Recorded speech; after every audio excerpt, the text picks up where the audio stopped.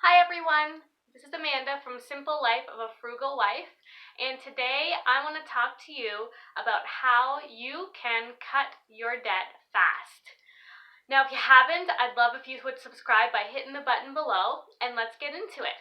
So, I have a bit of experience paying down debt. Last year, actually, we had to get a vehicle loan, which I wasn't very happy about because we've mostly avoided it for the majority of our marriage.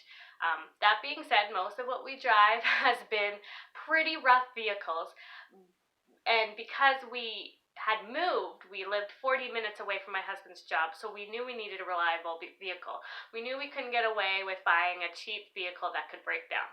So we needed to get a $10,000 vehicle loan, and I just felt sick about it.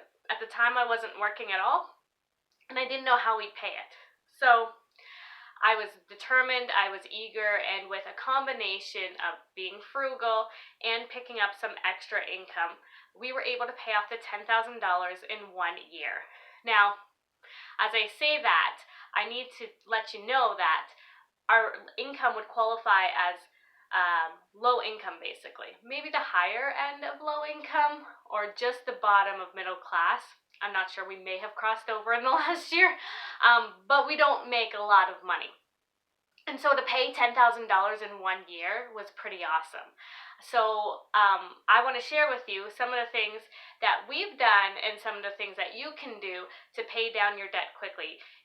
Even if it's, no matter if it's $10,000 or, you're close to $100,000 in debt, there are things that you can do to get ahead. It may take you longer. You may have to do more. You may have to go above and beyond these ideas, but you can do it. And so I want to encourage you that if you have debt, you are not stuck. You can get out of it. So let's talk about it.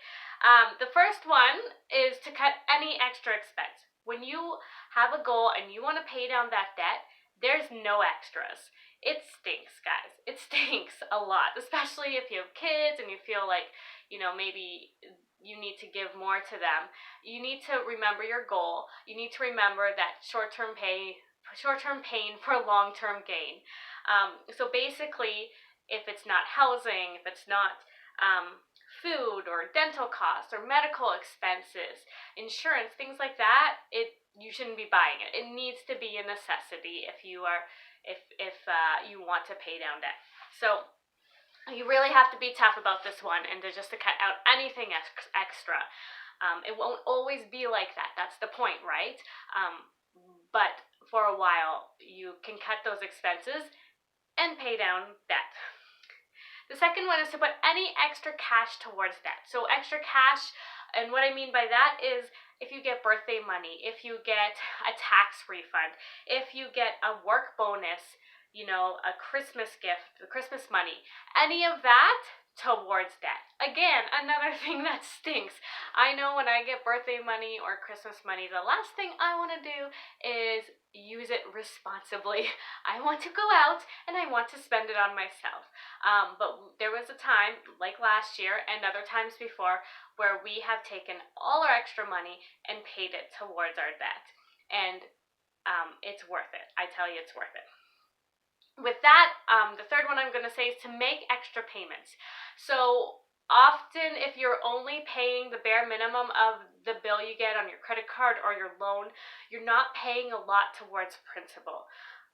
So any extra money that you can put towards your loan is going to go straight to the principal, and you're not going to be paying all this extra interest on it, right?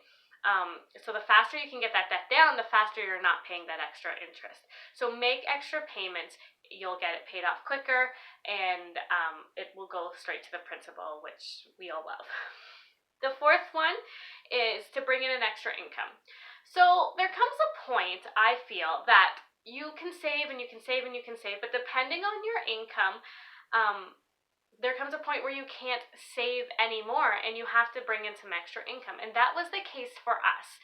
There was just no way we could cut any more costs. We were pretty much living as frugally as we possibly could in our current situation, and there was no way we were going to get ahead quickly without making any extra money. So what I did is I had started working from home, and again, bringing in a modest income, but as a blogger, I started slowly bringing in some money, and that really helped us put money towards our debt and to pay it down.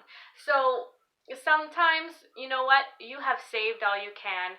It's time to pick up a side hustle. It's time to find a job. If you work full time, there's maybe a side part-time job you can pick up or work from home. If you are a stay-at-home mom like I am, you can work from home as well. And it doesn't have to be full time, but even a few extra hours will help you. And I also have some great blog posts about picking up side hustles and what you can do, so I will link that below. So be sure to check that out if you're thinking that you need to bring in some money.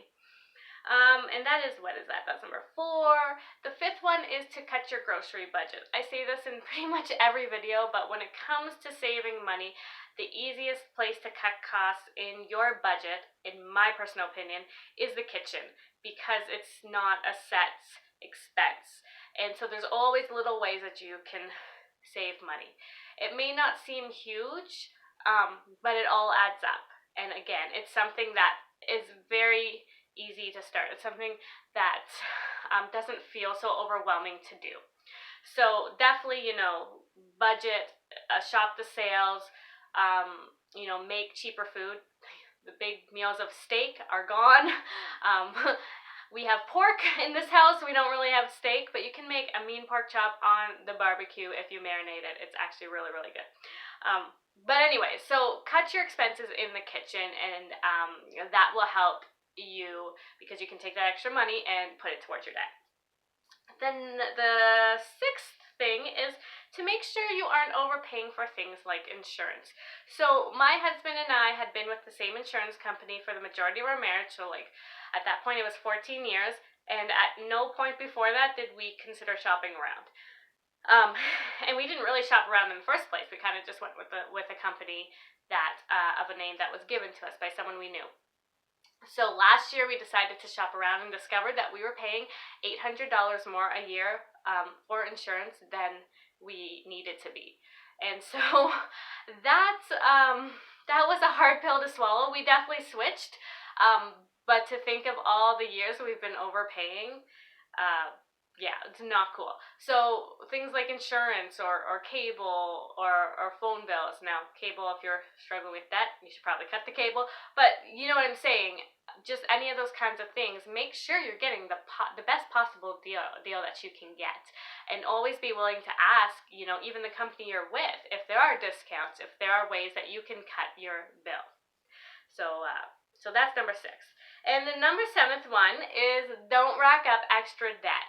And this may seem, like a no-brainer, but the interesting thing is I find that when we are struggling financially, when we have debt, that is actually when we are liable to spend more, because you get discouraged and you get to the point where you're like, I'm never going to get ahead, so I don't even care. You know what? People live in debt all the time. It is fine. I don't want to worry about this anymore. I'm not going to stress.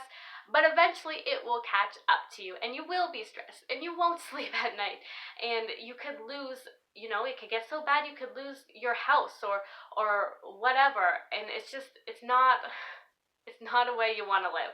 So don't rack up extra debt. Don't get in a mindset that it doesn't matter, that you won't get ahead, that there's no point in trying. Even through the hard times, even with setbacks, so sometimes an emergency comes up where you're paying down debt and then something happens and throws you a few steps back, just keep pressing forward. Put your head down, work hard, and keep at it, because it will eventually, you will eventually get it paid if you are focused and you just make sure that no matter how long it takes, you do it. So those are the 7 ways that can help you pay down debt.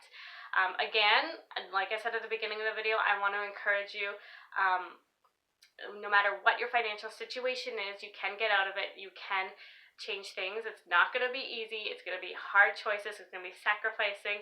It's going to be judgment from others when you're saying no a lot. But in the end, it will be worth it. And you will look back at, you will look back at the journey, and you will be so thankful that you made the choice and you decided that you were going to be serious about paying down your debt. So that's all for today. I hope you'll join me again on my other videos and the videos to come. And yeah, if you have any comments or questions, be sure to leave them below.